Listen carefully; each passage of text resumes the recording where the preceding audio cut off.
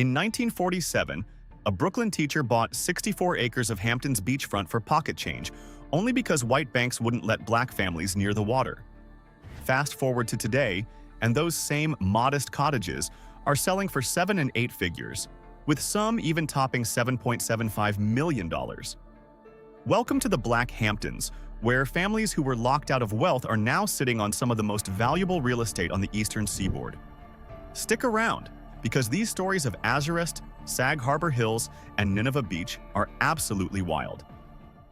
Azurest, where it all started. Let's go back to 1947 because that's when this whole thing kicks off, and honestly, the origin story alone is worth the price of admission. A Brooklyn schoolteacher named Maude Terry, who went by Hunter, bought a 64-acre tract of land in Sag Harbor with her architect sister Amaza Meredith. They weren't just buying property for themselves. They were building something revolutionary, the first Black-owned beach community in the Hamptons.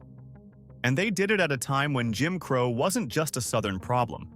It was very much alive in New York, quietly but effectively, keeping black families off white beaches and out of vacation towns that didn't want them. Terry and Meredith subdivided that land and started selling lots to middle-class black professionals for about $1,000 each. That's doctors, lawyers, teachers, artists, people who had money and education but couldn't get a mortgage from a white bank to save their lives. So the Azurest founders basically became the bank. They marketed directly to black buyers, kept the lots small and affordable, and watched as families started building modest post-war cottages along the bay. But here's the thing that gets me. Azurest wasn't trying to compete with the fancy Hamptons estates down the road. It wasn't about ego or status. It was about access. Black families just wanted a safe place to spend the summer, swim in the water, let their kids run around without worrying about being harassed or turned away. And Azurest gave them that. It became this refuge, this little pocket of freedom where you could breathe and just exist without constantly navigating racism. And the guest list? Absolutely stacked. We're talking Lena Horne, Harry Belafonte, Duke Ellington, Tuskegee Airmen like Roscoe C. Brown Jr., civil rights lawyers, ambassadors, people who were shaping American culture and policy, all gathering in this quiet bayside neighborhood to relax and connect. Azurest became more than just a summer retreat. It became a cultural hub, a place where black excellence congregated and thrived. Fast forward to today, and Azurest is still here.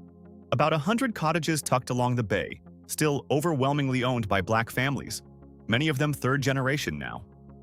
And here's where the story gets complicated in that way that real estate stories always do when money enters the chat.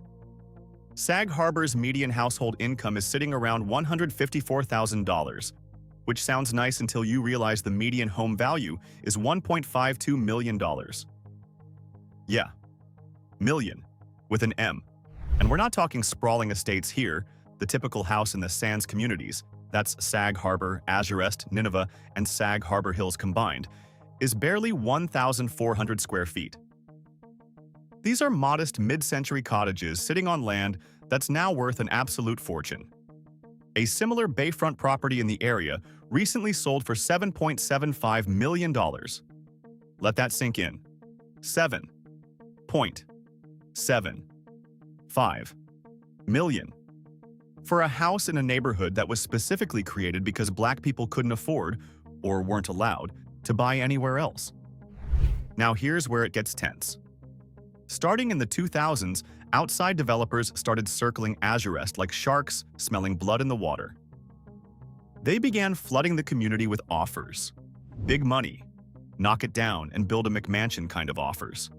And for families who bought lots for $1,000 back in the 40s and 50s, or inherited them from parents and grandparents, those offers are tempting. We're talking life-changing money. But selling means losing the community. It means letting go of a piece of history that can't be recreated. And a lot of Azurest residents looked at those offers and said no. They organized. They fought back. And in 2019, the SAN's historic district, which includes Azurest, was placed on the National Register of Historic Places. That's a big deal. It's recognition, protection, a shield against developers who want to erase the neighborhood's character and replace it with generic luxury. But let's face the brutal reality. Historic designation doesn't stop property taxes from climbing. It doesn't stop speculators from making offers. And it doesn't help the younger generations who want to inherit their family's cottage but can't afford the tax bill that comes with owning a $1 million property on a median income. Local reports say current Azurest properties won't sell for less than the mid-$800,000, and most are going for well over $1 million. That's generational wealth, no question. Families who held onto land for 70-plus years are sitting on assets that have appreciated thousands of %. But it's also trapped wealth for a lot of people. You can't access the equity without selling. And selling means losing the family home, the summer memories, the connections to a community that was built specifically for you when no one else would let you in. One longtime resident put it perfectly. We weathered the storm. And they did. But the storm isn't over. It's just changing shape. If Azurest is where the dream started, Sag Harbor Hills is where that dream hit its stride, and where the money is now flowing so fast it's almost hard to keep up. Sag Harbor Hills, where legacy meets luxury. Sag Harbor Hills came next, platted around 1950 to 1952, right on the heels of Azurest's success. Same developers, same vision, and same problem of white banks still refusing to lend to black buyers. So the Azurest Syndicate, the organization managing these communities, stepped in again and provided mortgages directly. They laid out streets, maintained roads, secured private beach access, and basically built the infrastructure that made Sag Harbor Hills livable. And they did something really beautiful with the street names. They named them after African-American whaling pioneers and local black leaders. Paul Cuffey Drive. Streets honoring the heritage that had been written out of mainstream Hamptons history. By the early 1960s, Sag Harbor Hills was filling up with families from Harlem, Brooklyn, and other urban centers who wanted that same safe summer escape. The houses were modest, mid-century modern cottages, nothing flashy, but they were theirs. And that ownership mattered. These families were building equity, building community, building a legacy for their kids. Sag Harbor Hills also did something economically significant that doesn't get talked about enough. It helped save Sag Harbor's economy. After the whaling and shipbuilding industries collapsed, the town was struggling. And then these black communities started generating tax revenue, supporting local businesses, keeping the village viable. It's one of those historical ironies. Black families, who were excluded from the broader Hamptons economy, ended up propping up a town that didn't initially want them. But let's talk about what Sag Harbor Hills looks like today, because the transformation is staggering. In 2017, a bayfront house in Sag Harbor Hills sold for $7.75 million. The seller was B. Smith, legendary restaurateur, TV host, style icon, who had filmed cooking segments there with guests like Oprah Winfrey and Aretha Franklin stopping by. That sale shattered every prior record in the subdivision. It more than doubled previous sales. And brokers immediately said, "That's it. That's the new floor. You won't find anything in Sag Harbor Hills for less than $850,000 now." They were right. The typical Sag Harbor home is now valued around $2.16 million, and the median listing price is over $3 million. Not sold price, listing price. That means sellers are confidently asking $3 million plus and expecting to get it. Here's where things get messy. Investors started flooding in, people with too much money and not enough respect for what Sag Harbor Hills actually represents. They're buying up lots, combining parcels, tearing down the original cottages, and erecting multi-thousand square foot mansions that completely dwarf everything around them. It's the McMansion problem on steroids, and it's fundamentally altering the character of the neighborhood. CBS News did a piece on this, and the frustration from longtime residents is palpable. One local activist warned that without strict protections, you could see unlimited demolition of 300-plus homes, basically the complete erasure of the community's historic fabric. And the financial pressure is real. Property taxes are climbing. Maintenance costs are rising. Insurance is getting more expensive. Families who've been there for decades are being squeezed out, not by force, but by economics. In response, local officials have been debating strict overlay rules and historic preservation measures. Surveys claim that 95% of SAN's residents support protections to maintain the village's character. That's an overwhelming mandate.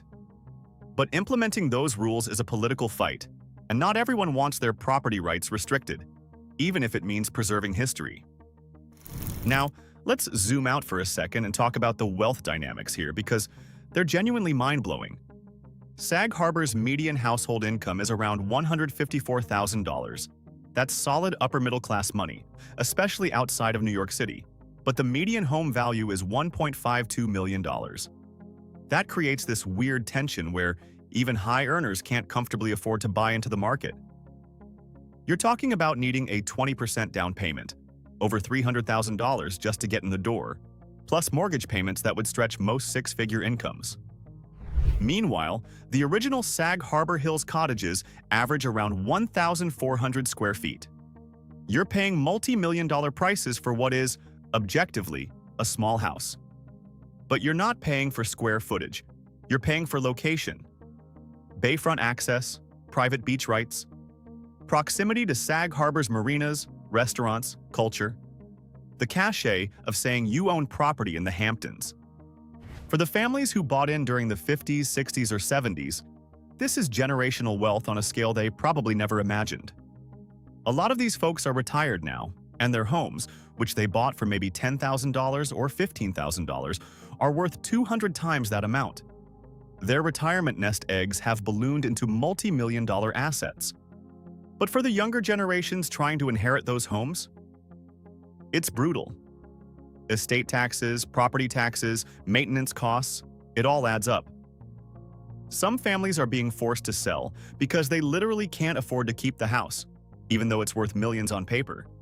And yet, despite all the pressure, despite the gentrification fears and the McMansion creep, Sag Harbor Hills is still drawing people in. The legacy matters. The history matters. Being part of one of the last remaining historically Black beach communities in the nation is worth something that can't be quantified on a spreadsheet. Families are holding on. New professionals, often children or grandchildren of original residents, are buying in, determined to keep the community alive. The private beach access, the summer social scene, the fish fries and block parties, it's all still happening. Sag Harbor Hills isn't just surviving. It's thriving, even as it's changing. And that tension between preservation and evolution is what makes it so compelling. But if you think Sag Harbor Hills is exclusive, wait until you see what's happening in Nineveh Beach, because this is where the story gets really intimate, really personal, and honestly, really emotional. Nineveh Beach, the last stand. Nineveh Beach is the quietest of the three, the smallest, the one that flies most under the radar. And maybe that's exactly why it matters so much. Nineveh was the third sands development, begun around 1952, just as Sag Harbor Hills was filling up. It's a collection of modest bayside bungalows tucked into a quiet corner of Sag Harbor Bay. And like its sister communities, it was created out of necessity. Black families couldn't buy anywhere else, so they built their own enclave. The Azurest syndicate provided mortgages, laid out roads, maintained the only beach access paths. The Nineveh Beach Association managed a small private beach and boat moorings for members. The streets were named after Black veterans and Sag Harbor whalers, another nod to the erased history of Black contributions to the region's economy and culture. By the late 1960s, Nineveh had evolved from a summer retreat into something deeper. Some families lived there year-round. The neighborhood had its own church, its own social gatherings, its own rhythms. It wasn't just a place to vacation, it was home. Today, Nineveh Beach remains lower density and more residential than the areas around it. It's not flashy.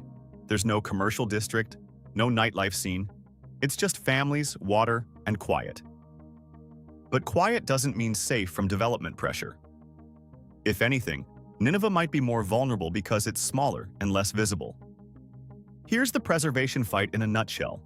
The entire sands area, including Nineveh, is on the National Register of Historic Places as of 2019. That's federal recognition, which is great for raising awareness and maybe unlocking some grant funding. But it doesn't provide local protection. It doesn't stop teardowns. It doesn't prevent lot mergers, and that's where the real threat lives. One local activist laid it out plainly. Without strict historic district rules at the village level, you're looking at unlimited demolition of 300-plus homes.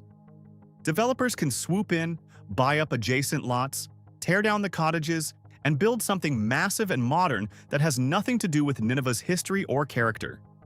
And once that starts happening at scale, you can't put the toothpaste back in the tube. Efforts are underway to designate Nineveh, along with Azurest and Sag Harbor Hills, as a local historic district with real teeth. Village reports claim over 95% of Sands homeowners support these measures. That's not a slim majority. That's near unanimity.